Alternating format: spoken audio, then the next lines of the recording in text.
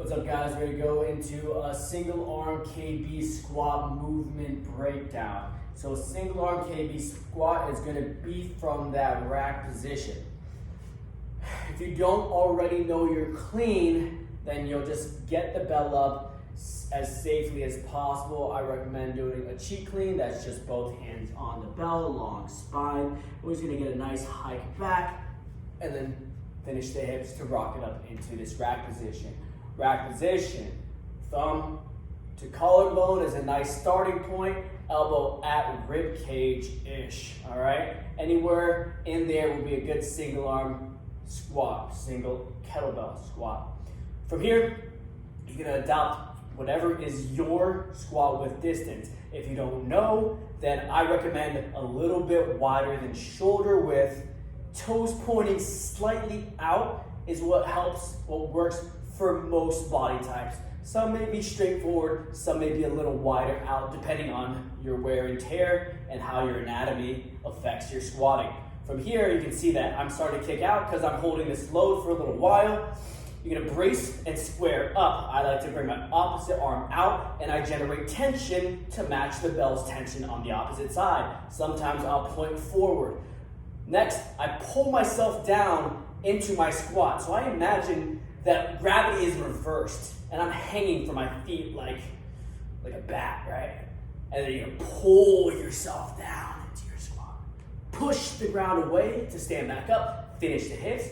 I like a little tightening of my midsection, a little toning of my glutes. And then I play tug of war again. I pull myself down, push the ground away to stand. When you're done, if you know you're clean it down. If you don't, both hands to the bell and clean it down as carefully as possible. All right, we'll go for the other side. So when I'm pulling myself down, I'm making sure that I'm not too four-footed. If I'm too four-footed, I'm gonna get a lot of butt tuck and a lot of quad engagement. It's a lot of knee shear. And that much knee shear, if you're not ready for that capacity, if you don't have the capacity for that knee shear, can start to cause a little bit of issue.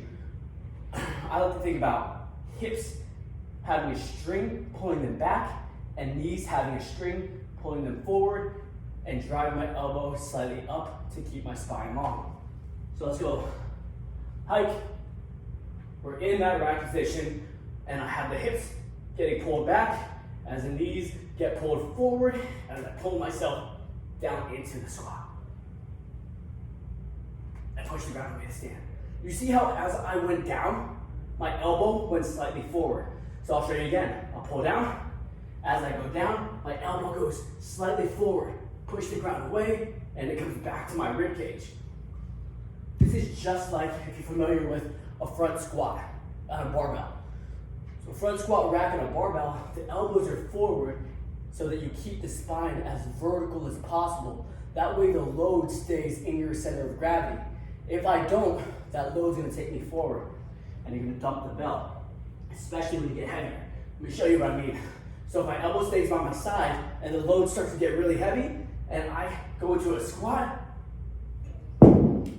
that load's gonna get dumped forward. So you need to drive it up to rack, firing up all that side body stuff as you go down. I think that should be good for you guys for now. Let me know if you have any questions.